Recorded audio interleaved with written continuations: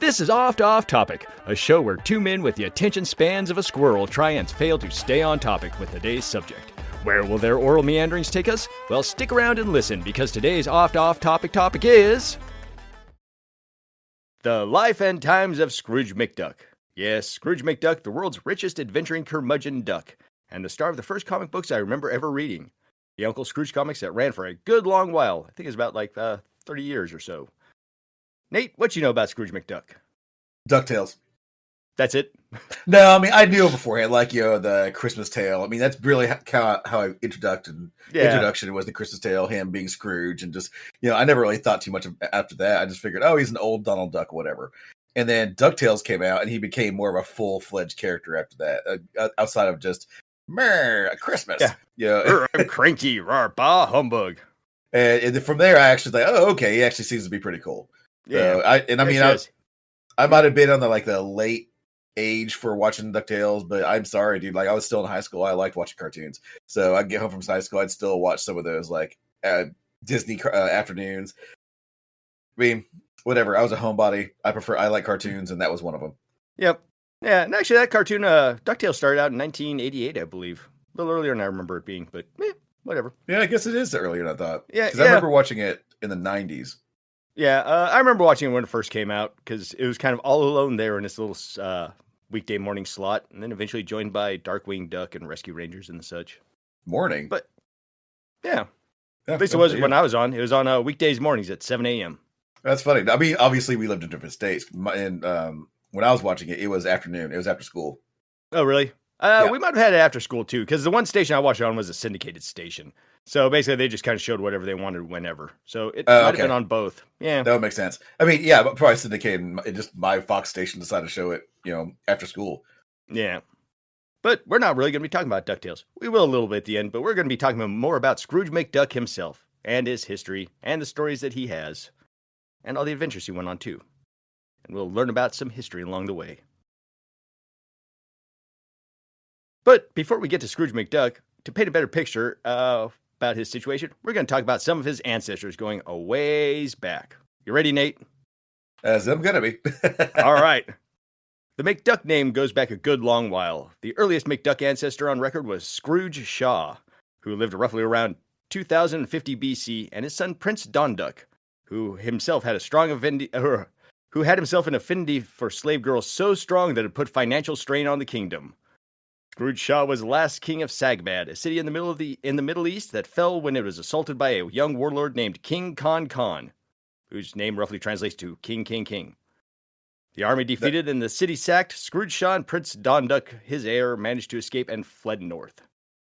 When it comes to the more modern McDucks, as we know, we have to jump ahead to 900 AD with Sir Eider McDuck, or MacDuch, as they were known at the time. He ruled Castle McDuck, which was located in Scotland's Dismal Downs. He was killed by the Saxon invasion in 946 AD when he refused to buy arrows for his soldiers to repel the invasion. Lack of arrows in his cheap bay caused the men to say F this and abandoned him. As they should have. Yeah, right? It's not going to give you weapons or arrows? Arrows or money? Bye. Next famous... always boggles my mind whenever someone, people stand next to a leader who's just, not supporting whatsoever. Oh, look, all these people are dead because we have a bad leader. Well, hopefully his next thing he'll say will do us good. No, man. At what point do you just go hey, there's a bad leader. What if I just shove him off this rampart and be whoops, he fell. Right? And then, maybe the next person in line will know what they're doing. And if they don't, well then, whoops. Yep. I guess that's why leaders have to get that cult mentality going to get the That's right. Yep. The next famous McDuck would be Sir Quackley McDuck. He was alive from 1010 AD to 1057 AD. He's famous for receiving a large chest of gold from King Macbeth for allying with him in the war against the English. Quackley would become obsessed with his chest and keeping it safe from bandits, which led to him sealing it up in castle walls for protection. And he also accidentally sealed himself in there too, killing him, and I assume contributing to an odd smell in that room for a while. This started the legend of the McDuck Gold, a story that would inspire future generations of treasure hunters, Scrooge included. It also should be noted that in this era, the McDucks were famed warriors on the battlefield. Why, you ask? I'm glad you did. Because the McDucks were only about waist-high to the average person of the time, and armor wasn't exactly designed to make looking down easy, so basically the McDucks would just charge in close enough to where their opponent couldn't see them and just wailed away. They basically pulled an odd job from GoldenEye on the 64. It sounds like. Yep. Yeah, they even have pictures of them just like the McDucks just running in, just swinging away at somebody's crotch while they were just, couldn't figure out what was going on. Sounds kind of terrifying if you think about it. It does. Like, quick, take them out before they get too close. Yeah. You didn't do it. It was said that the McDucks were fearsome warriors who feared no man or woman, except maybe the tax collector. So they've been cheap for a while. Around the same time was Sir Murdoch McDuck, who patented the longbow. He agreed to sell longbows cheap to the English to fend off the Norman invasion, but what he didn't tell the English was these bows didn't come with arrows, and that the English needed to buy those arrows at a huge markup. And this is one of the early instances of a massive McDuck moneymaker via shifty means. Murdoch McDuck would also eventually be killed by his own invention. He's also the man that's typically credited with changing the name from MacDuch to the more familiar McDuck. Yeah, I'm not sure how you pronounce it, but it's Mac, MacDuich. So I assume MacDuch. Yeah, I'll roll with it without actually like someone from the Scrooge, I don't know, university is like, no, it said like this. The way I'm saying it is probably horribly offensive to the Scottish. Or it's dead on, I'm not sure which. The McDuck clan's prosperity would last until the death of Sir Stuffed McDuck in 1175. Because at that point, his son, Roast McDuck, would take over as head of the clan and basically gave over their entire fortune to William the Lion, King of Scotland, as tribute for his war against Richard I of England. This would lead to Clan McDuck becoming financially destitute. And Roast McDuck's foolish patriotism was only eclipsed by his lust for food, as one day in 1205, he raided King William's royal pantry and ate himself to death. Just like Elvira's pet turkeys would do some 785 years later. See our Elvira episode for more on that. In the year 1440, we have Sir Donald McDuck. Nope, not that one. He was known as Black Donald because of his foul temper. Still not the same Donald. He was famous for inventing the sport of golf, the hammer throw, and caber toss. Unfortunately, his temper while playing golf was so bad that he got the sport banned by King James II of Scotland in 1457. Which, that turns out, is a real historic thing. James II banned golf because it was distracting his archers from practicing. The ban was in effect until 1502 for 45 years. He also banned football, too. Apparently, his troops were not busy training and they're busy playing golf and football. So he was like, nope, these are outlawed.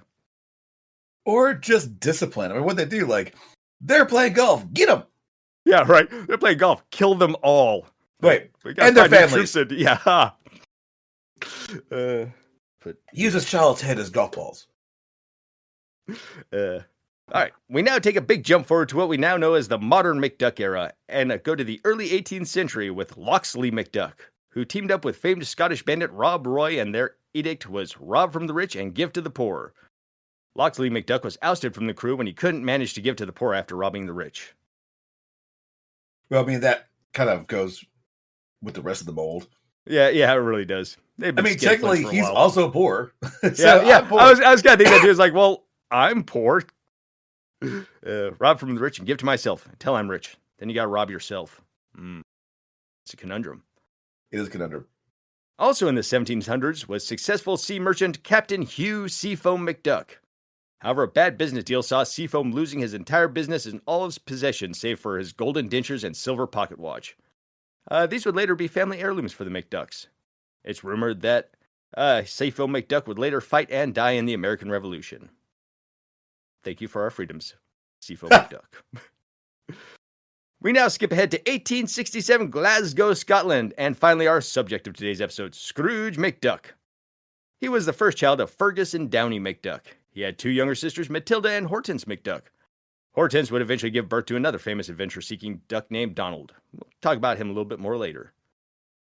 The McDuck family resided in Glasgow at this time, as their family castle was in ruins by this point, abandoned in part to the belief that it was haunted by ghost hounds. The area around the castle wasn't the most inhabitable land either, with quicksand aplenty and earthworms wielding nail bats attacking birds. That's what they show in the comic panel. I'm not even kidding you. What? Yeah. Like, what kind of acid trip are you on? But yeah, I guess. Yeah, they actually show how rough and tumble that area was. Just wandering along and sudden, bam, right in the foot you get it with a nail bat from a worm. Scrooge's dad, Fergus, would take young Scrooge to this derelict castle, point to it and say, "Son, maybe you'll be the one to pull us out of poverty and restore Castle McDuck to its former glory." To help him achieve this destiny, his father made him a shoeshine kit and gave it to Scrooge as a birthday present and said, "Now go make your fortune," essentially. And here's where the story of Scrooge McDuck's lucky dime happens. On his first day out, Scrooge was approached by a ditch digger with the most mud-encrusted boots you'd ever seen. Scrooge worked himself to exhaustion, making the boots look brand new for the ditch digger, and then Scrooge was paid with one shiny American dime. This peeved Scrooge like you wouldn't believe. Why? Because an American dime was useless in Scotland, and no one accepted that as currency. So he had essentially busted his butt for free. At this moment, Scrooge realized that there'd be those in life who would take advantage of him, so right there he decided he needed to be smarter than the smarties, sharper than the sharpies, and tougher than the toughies. And thus was born the Scrooge McDuck grind set mentality we all know. And what Scrooge didn't know, and also I didn't know this too because this was in the DuckTales episode, this whole boot thing, but this whole thing was actually orchestrated by Scrooge's dad. Earlier, Fergus had met up with Bert the ditch digger and gave him that useless coin and said, "Take this and pay my son with it. And that way, he will learn a valuable lesson." And turns out, kind of worked like a charm. Little childhood trauma, for the better, I guess. I mean, I guess it worked out. Yeah, it kind of worked out, or Scrooge could have gotten despondent and thrown himself off a bridge. You never really know. Hindsight, it worked out all right. Because the other lesson is, work hard, get taken advantage of. Yeah, work hard, get screwed. Right. There's definitely two ways to go about that. Once Scrooge learned to work smarter, not harder, the money started to roll in. He optimized his shoe shining operation to its full potential and eventually would start selling peat moss to rich people as a fuel source for their fires. First, he started out with selling like wood to poor people, and that didn't turn out to be a great money maker. And then he's like, "Hey, wait a minute! If I sell fancy stuff to rich people, I can make a huge markup." Yeah, you will. yeah, it's very true. Look at NFTs for an example of that. One day, for a hot second, I wanted to get NFTs. Like, oh, I'll take advantage of this, but I didn't strike with an iron hot. I could have, made some NFTs, sold them for crazy, but now that's like that market's way dead. I mean, I knew it was BS from the very start because think about you want to hop in on that bubble. Yeah, I think about it for half a second. You're like, oh, same thing with like crypto. Like, man, I should have struck with an iron hot, but I didn't really hear about it until it was already kind of wide known. And yeah, I mean, had I jumped in by the time I finally heard about it, I've been screwed. So I never even touched it. When Bitcoin, the original Bitcoin first came out, I saw a thing where it was like, hey, you can sign up to be one of the initial buyers of it. But the thing was, in order to be an initial buyer, let's see, the Bitcoins were only $25 each. But to prove you're a serious investor, I think you had to buy them 1,000 at a time to be an initial buyer. So you need like 25 grand. Maybe it's 2,500. I think it's 25 grand. So to buy them like right at the beginning, you kind of had to have money to buy them, turns out, or a bunch of people investing in it. And now it's all worthless. Yep. Well, it got worth it's worth more than $25 now though. So, actual Bitcoin is, I think it's still like $1,500 each or something like that. I thought it like basically like, crashed and nothing. Depends on which Bitcoin you're talking about. Okay. Because to be honest, again, I'm very, very like inept when it comes to that stuff. So I'm not speaking from any authority whatsoever. One Bitcoin's worth $43,000. So if you bought it at $25, you would be way ahead. Oh, there you go. Yep. It is down 0.08% today, though. So there's your Bitcoin. Well, again, I learned something new because again, only pay attention when it's big news. That's it. Also, one thing with the NFTs, in order to make an NFT, you actually had to buy it onto the blockchain. So it did cost money to make an NFT. So you need to plop down like a couple $100, I think, of your own money. What? Yep. No. Yeah. So that was something I learned about it too, is because it was like, why not just throw anything up? But no, apparently you had to like buy a spot on the blockchain. So it was like forever kept in digital space. I'm kind of like oversimplifying, but it did involve money. Yeah, well, thanks for oversimplifying because it's not like I'm not intelligent enough to pick it up. Just like I don't care. You don't care enough. Yeah. Yes, I don't care enough to put the brain power to fully understand it. Like I was gonna say, explain to me like I'm 5 because that's the attention span I have for this subject. Yeah, that of a 5-year-old. Because I'm not gonna get into it. I truly don't care, so it's all good. Back to Scrooge McDuck and his Bitcoin investments. One day, while collecting peat moss near Castle McDuck, Scrooge was beset by local hooligans from the Whiskerville clan. Scrooge took refuge in Castle McDuck to avoid a sound thrashing, and there he encountered the ghost of his ancestor, Sir Quackley McDuck. They kind of look like dogs. Oh, the Beagle, like the Beagle Boys. They did kind of look like Beagle Boys, yep. The same kind of like, I hate to say race, but like, what are they? Like species, I guess? Yeah. You It know, does seem like speciesism because the vast majority of dogs in this book are the bad guys, if I recall. Oh yeah, yeah, absolutely. Like they definitely look like all of them look like the Beagle Boys, without masks and like various beards. Although I did find something interesting. I noticed something interesting in the comics I read when so you have your ducks, and then there's some other species out there, but like by and large they were like mainly like the Beagle Boy people. Like a lot of them were. Especially if they were bad guys, and they're pigs, of course. And, but like, I noticed that. But then when they ever went to like black people, they were just black people. so this, so I'm like, huh? I don't know if this is like, I don't know if this is accidental, but I just kind of raised my eyebrow. And I didn't linger too long, but it was just kind of like, huh? That's interesting.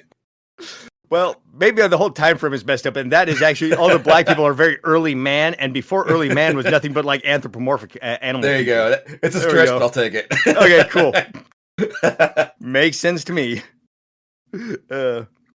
Anyways, Scrooge encountered his ancestor Quackly McDuck, the one who sealed himself up in the wall to hide Macbeth's treasure, and the two would have a heart-to-heart chat about Scrooge's heritage and how he needs to be the one to restore the clan to glory.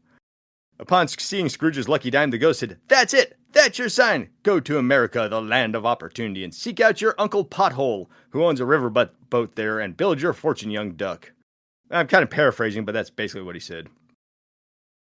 Although I do have something to say, like, about all that. Like, at the end of that comic, again, refer back to the comic, like, at the end of that comic, he's like, "Go forth and do this," and he leaves. And then another ghost, I can't remember who it was, they're like, "Oh, why didn't you just give him this treasure? It's right here." He's like, "No, he needs to learn the benefit of hard work." It's like, okay, that's all good and well, but then Scrooge proceeds to go out into the world and do everything he can to get rich quick. Like, yeah, he's working, but he's like, "I'm gonna try to find treasure. I'm gonna do this." Like, he's not going to, "I'm gonna get a job and work for 30 years and try to build up my equity." No, he's just like, I'm gonna work really hard to find the quickest way to get rich.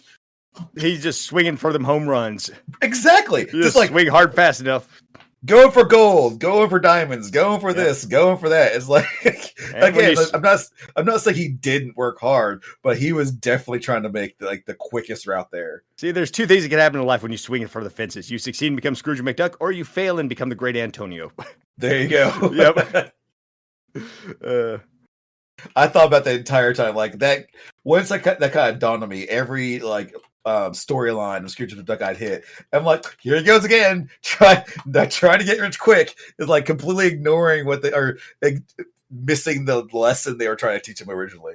Slow and steady does not win the race. No, just balls to the wall speed will do it.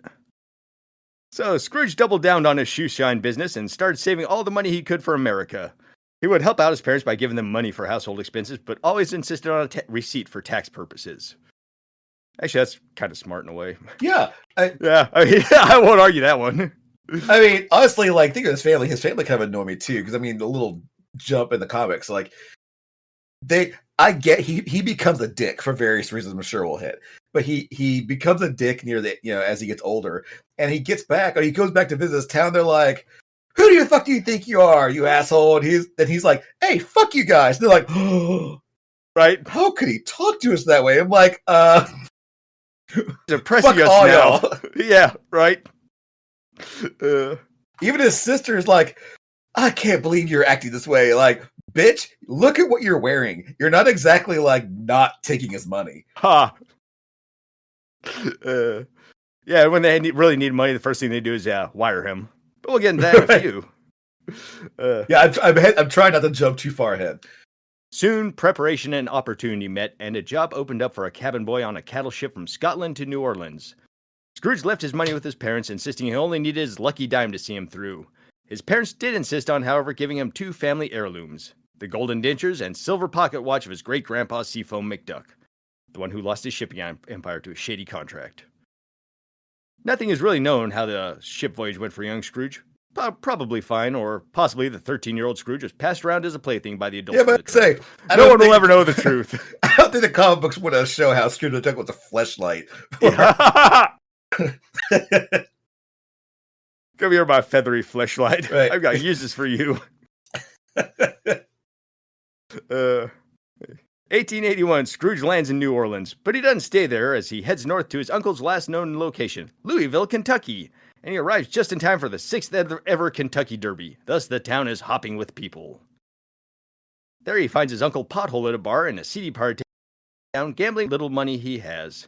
Pothole offers to hire both Scrooge and Ratchet Gearloose, the grandfather of Gyro Gearloose from DuckTales, to go after some gold on a sunken government riverboat. He offers them a staggering 30 cents a day for their services, which in today's money translates to about $10 a day Scrooge's uncle was going to pay them. Scrooge actually didn't find this offer unfair. In fact, he admired his uncle for being so frugal and accepted the deal, making note that he too should pay his help as little as possible. I don't know if that's a good lesson to learn right there. Yeah, it doesn't seem like a great lesson, really. Yeah. Well, long story short, they wind up competing with the Beagle Boys for this treasure, and in the end, our ducks don't get the gold. The government gets that back, but they do get a reward for helping capture the notorious fugitive, the Beagle Boys. Won't be the last time they run into each other either. Yeah, real quick about like the uncle and stuff. When you said that, the first thing that popped in my head is super nerdy. It reminded me of the Ferengi from Star Trek. They're like, yeah, in the Ferengi, the way they look at it is like when you exploit your workers, the Ferengi as a race don't want to stop the exploitation. Their goal is to become the exploiter. So it sounds like Scrooge took the same thing. It was like, oh, I don't want to stop this exploitation. I want to become the person who is doing it. Yeah, right. Remember, it takes two to be an exploiter. One to exploit and the other to get exploited. It's just as much on them.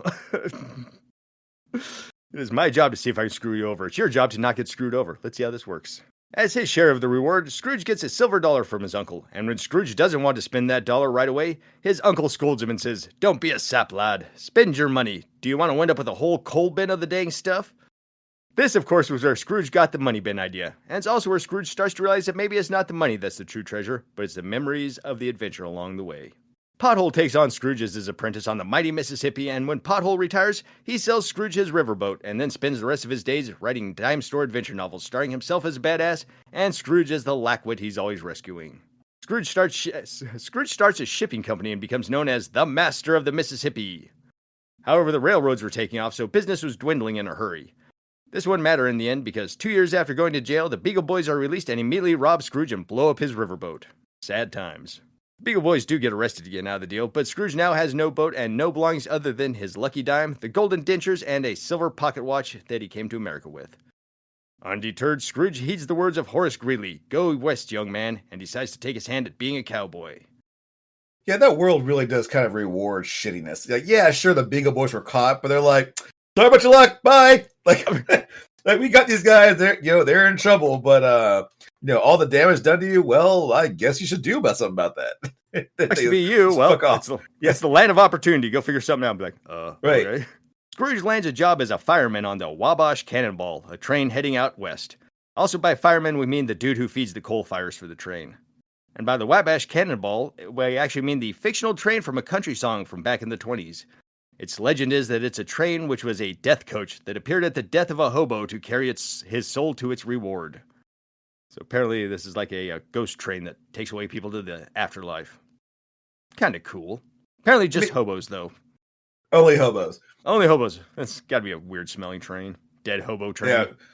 And then what's the criteria of a hobo? Like, what if they just became hobos? Are they good? Or, like, you had to live on there X amount of time? Or what if you actually had the option to stop being a hobo? You left and you have family waiting for you.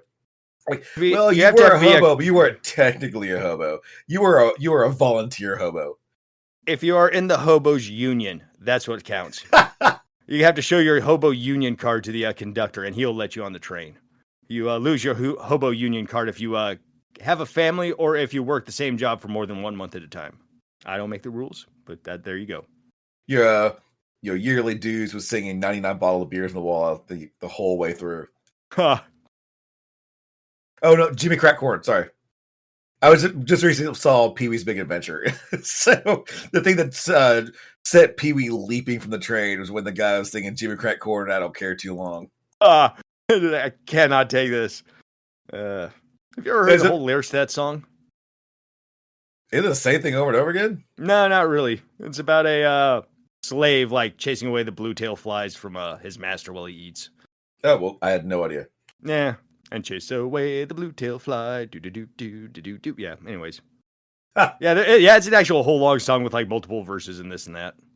On his train trip west, Scrooge encounters an inventor selling the perfect food, square eggs, delicious, nutritious, and highly portable. And I found this amusing because lately I've been seeing square egg makers for sale online. Basically, this thing you like hard boil an egg and you just put in this little press that turns into a square. It's very dumb. It is very dumb. It is very dumb. The idea for square eggs has been around for a while. The man that is selling the square eggs claimed they come from a lost valley in the Andes and are laid by square chickens who are raised by square men. And that seems like a cool place to be. Maybe that's Minecraft land, now that I think about it. It must be Minecraft land, and I can't imagine it'd be pleasant to lay a fucking square egg. Well, I mean, if you got a square cloaca, maybe. Just that's true. Shoot. Yeah. Thunk. They just kind of lay them in nice little pyramid shapes. Thump, thump, thump. It'd be really easy to collect those. Yeah, this is true. They won't roll away anywhere. The train Scrooge is on is also robbed by the legendary outlaws, the Jesse James and the James Gang. However, when they try to rob Scrooge, he goes psycho ducky and kicks their butt. And after whooping the James Gang, they proclaim that they're going back to Missouri and going to rethink their lives of crime. Unfortunately for Scrooge, during this kerfuffle, he winds up getting thrown off the train and finds himself stranded in the wild, wild west. And it's pretty convinced he's going to die until a cattle driver run by a fellow Scotsman named Murdo arrives. And they give him a job as a cattle driver for the ranch. And Murdo sounds like some sort of D-tier Marvel villain that would be like fighting Alpha Flight or something. I am Murdo. Merciless. Anyway, Murdo, yeah, there we go. Murdo the Merciless. Got to have that alliteration. Fun side note, the horse he was given, Scrooge named it Hortense after his sister because they both have horrible tempers. Hortense, of course, the mother of Donald Duck, another horrible-tempered duck. One day while traveling through the Dakotas, the prize bull that they're traveling with gets rustled from the drive and Scrooge is sent out to find it. And on his adventure, he comes across a lone cowboy and the two talk. Scrooge thinks this cowboy is a fellow city slicker who's seeking fortune just like himself, but the stranger explains that he was actually born rich and was a lawyer and a politician before he decided to settle down at his ranch at the Maltese Cross and take his hand at being an adventurous cowboy. Scrooge laments that it must be nice to be born into wealth, and the stranger explains to Scrooge that being born into wealth is no accomplishment, but taking yourself from rags to riches certainly is. And this was kind of another moment that lit a fire under McDuck's tail feathers, saying like, hey, if I make my own money by myself, that makes me better than other people. Hear that, Elon Musk? Yeah. No conflict diamonds for you. Yeah, right? The stranger helps Scrooge find the bull at long last, and as a parting word, Scrooge says to the stranger, say, you've got a real gift of gab. You should go back into politics. To which the stranger replies, maybe I will. Maybe I will. And in case you couldn't tell from the description, this man was the one and only Teddy Roosevelt.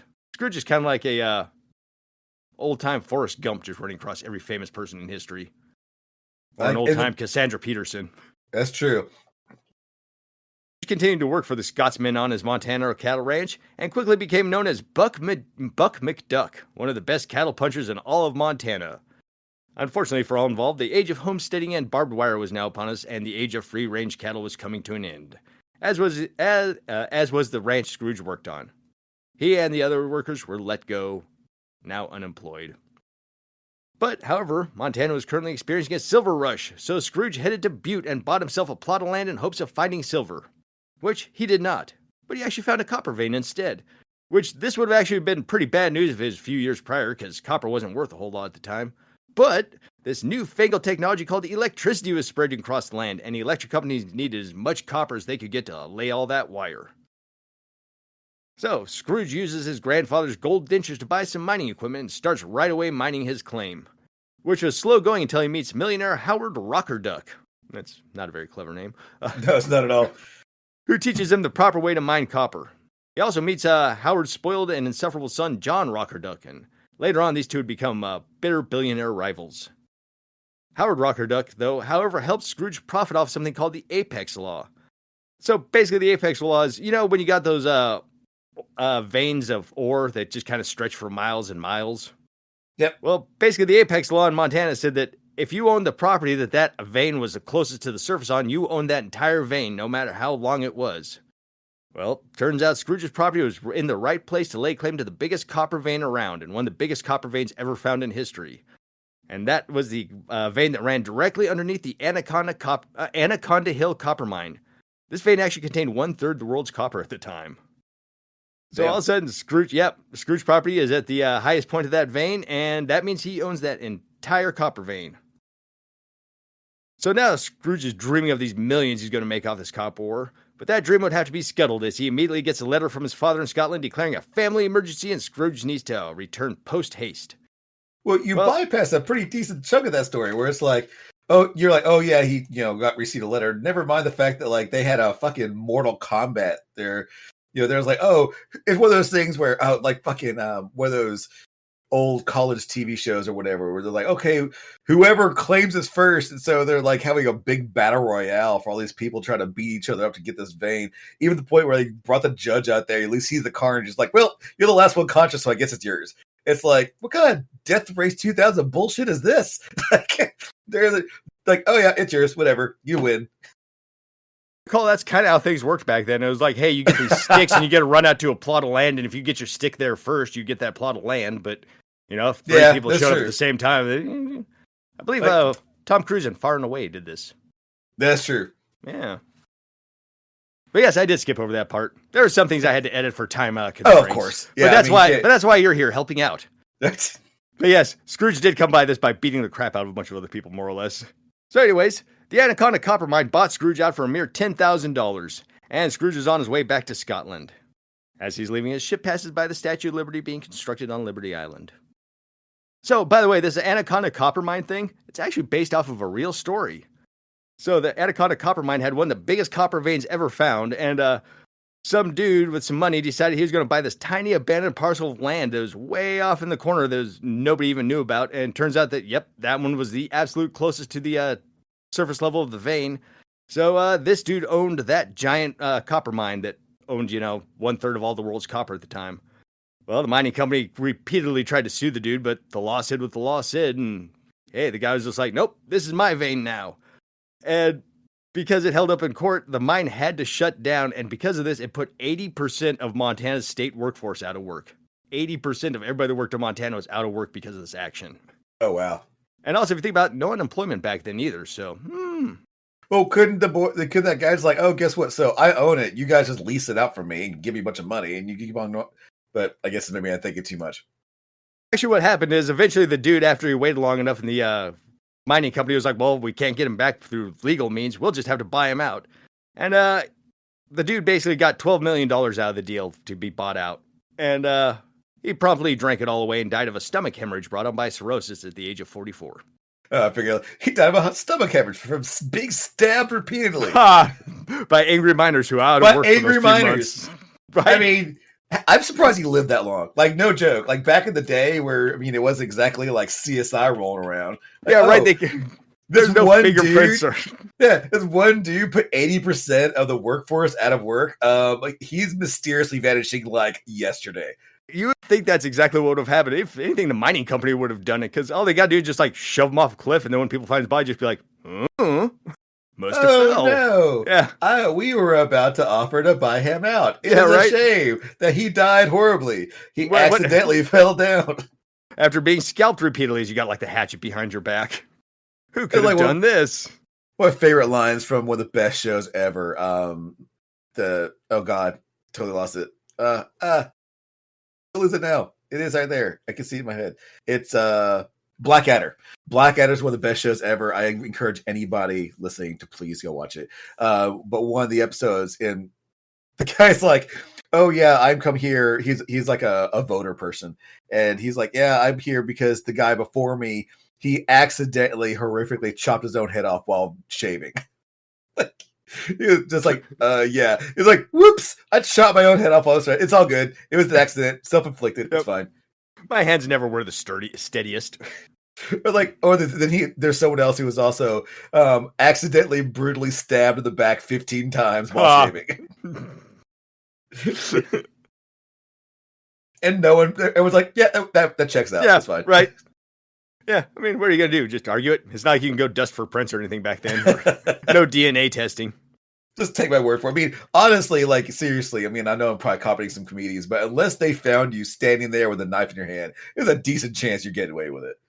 Pretty much. I mean, they would just be as likely to pick somebody that they didn't like and throw them in prison for the crime. Right. Be like, hey, it could have been two people who caused this murder. Stabby Jones or Thieving John. Well, Thieving John stole from me last week, so fuck him. Yeah. Let's get him. It's now 1885, and it's been 5 years since Scrooge left for America to build his fortune, and now he's on his way back home to Scotland with only $10,000 to his name.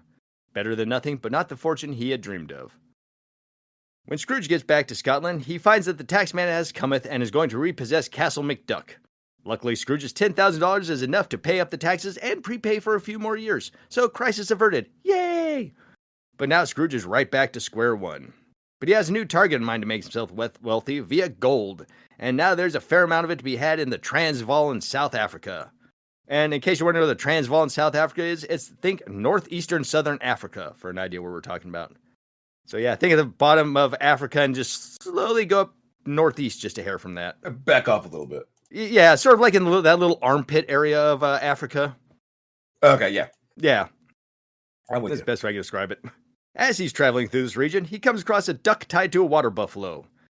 Scrooge jumps to his aid and rescues him. The stranger explains that he got tied to the buffalo during a freak roping accident and offers his service as a guide for the harsh wilds of Africa. Scrooge agrees and the two start traveling together, right up until this mysterious stranger steals everything Scrooge owns in the middle of the night and leaves Scrooge out in the wilds to die. See, what Scrooge didn't know was the reason this duck was tied to the buffalo was not because of some sort of haphazard lassoing incident, but no, it's because that duck was caught trying to steal from the local diamond mine that wasn't far away. Scrooge is pissed, and when pretty much every animal of note from Africa tries to gang up on him, he goes psycho ducky again and proceeds to beat the crackers out of giraffes, rhinos, elephants, and eventually capturing a lion and riding it all the way to town, claiming it ain't nothing he ain't dealt with before while in America. And if he can whoop those animals, he can whoop these. Yeah, Les says, don't fuck with Scrooge McDuck. Yeah, they kind of insinuate throughout this comic that, when he goes, gets full-on pissed off, he's like Goku levels of strong, just unstoppable. That would be kind of a fun one to watch, Goku versus Scrooge McDuck. Well, yeah, it'd be brief, but it'd be fun. It'd be brief, but fun. Scrooge McDuck can go by cartoon logic, so that changes the fight a little bit. Yes, however, Goku's died 4 times. This is true. He's just like, oh, he's dead. Oh, he's back. Look at that. Well, see, Scrooge McDuck will buy up all the Sensu Bean farms and or Dragon Ball farms or whatever the fuck. Scrooge rides his line to the nearest town and quickly finds the thief at the bar, bragging about how he fought off Scrooge and his bandits. Well, Scrooge ain't none too happy, so he drags the thief out in the streets and molasses and feathers him, because there's no tar handy and all they had was molasses. Then Scrooge drags him to jail and gets him to confess, gets his stuff back, and next thing you know, Scrooge is on his way with the thief safely behind bars. This was the first time, but not the last time Scrooge would run across a thief named Flintheart Glomgold. Dun dun dun. Is it the main villain from or one of his villains from DuckTales? Yep, that is. That's the other old Scottish cranky duck that wears the kilt. Yep, that is Flintheart Glomgold. 3 years and no luck finding gold for Scrooge, he decides to give up in Africa and then heads on over to try his luck in Australia, specifically a remote western town named Pison Bluff, where he arrives in 1893. So he mucks around for about 3 years before he winds up rescuing an Aborigine man who's being robbed by a bushwhacker. The Aboriginal man introduces himself as a shaman from the north who is on a walkabout to the sacred caves to read a dream tale. He says he'd be honored if his new friend Scrooge would accompany him, and Scrooge agrees and follows him along, hoping to soak in some new knowledge about the land, preferably on the topic of locating gold. Wait, time out. I think I just realized something. 1893? How old is Scrooge McDuck? He was born in 1867. So, when we were watching him as kids, he was, over 100 years old? Yes. In sort canon? Of. Yeah. Sort of? Yeah, sort of. We'll actually get into his old age and everything pretty soon. I get it. I get it. I get it as a character. Sure, Mickey Mouse is always perpetually, let's say 20-something, why not? Or, in the fucking Huey, Dewey, and Louie are perpetually, 10, sure, whatever. But, in canon, in real life, he's well over 100 years old. That's what made me pause. It just now dawns on you, wait a minute. This duck is really old. You said that, Dave, wait, time out. Holy shit. What the fuck, man? I say, born in 1867, you're like, that tracks. All of a sudden, it's wait a minute. Well, yeah, it took me a little bit of time. I finally, it's the light bulb turned on. Hold up. Yep, Scrooge McDuck is one old ducky. As you can see, he's probably, using weird witchcraft and whatnot, using his money to keep himself young, youthful. It's swimming in the money that does it. Yeah, maybe he's just maybe that's why he keeps Huey and Dewey and Louie around. He's just draining them for their youth. Yeah, that's very true. Yeah. Or it's a curse. Like if they get older, he gets older. So it's kind of like what was it? Gray, Dorian Gray. Oh yeah, with the painting up in the attic. Yeah, it doesn't exactly work. But you know what? Fuck it, I'm rolling with it. Yeah, you just want to have Dorian Gray reference, so you sound smart. I'm smart. Look at me. I read a book. I did. Yeah, classic literature. I didn't read that book. I just know of it. Yeah, I read a comic book that was based off of that book. So Scrooge and the shaman descend by a rope down to a hole where they explore a secret cave, and the shaman explains all sorts of stuff to Scrooge, like time is meaningless and not all as it seems, yada yada yada. But then Scrooge gets a peek at the tribe's holy relic, an opal the size of a melon. Naturally, Scrooge tries to immediately buy this off the guy, who refuses. And then suddenly that bushwhacker from earlier, he shows up, steals that opal, and strands Scrooge and the shaman in the cave. Thankfully, in a weird twist of fate, Scrooge gets them free by blowing an emu mating call into didgeridoo until a lonely male emu shows up. They're able to lasso that and have it pull them out of the cave. I don't know what a didgeridoo playing sounding like a horny emu sounds like, but anyways. Scrooge pursues the bushwhacker, eventually gets the opal back, and has a small crisis of conscience on whether he wants to return the stone or not. It was worth millions after all, and he could just say he wasn't able to get it back. But Scrooge does take the high road and returns the opal. And using the prophecy written on the cave walls, the shaman deduces that they use Scrooge's lucky dime to reflect sunlight upon the shaman's seeing crystal. It'll show Scrooge where he should go next. And when they do, they see a wall of shimmering color. Scrooge immediately recognizes it as the northern lights he would sometimes see in Montana. Thus, Alaska is his next logical step. The shaman thought it looked like pretty drapes, meaning Scrooge should be an interior decorator. Fate would have been much different if he went down that route. It would have indeed. And that's going to do it for this first episode on the life and times of Scrooge McDuck. Tune in next episode as we continue his adventure to become the richest duck in the world by trying his hand at mining gold in the Klondike. Lots more adventure and fun facts ahead on the next episode of Oft Off Topic. This is where the ending jingle goes. This is where the ending jingle goes. I don't know if we need one. I don't know if we'll get one. But if we do, then here is where it goes.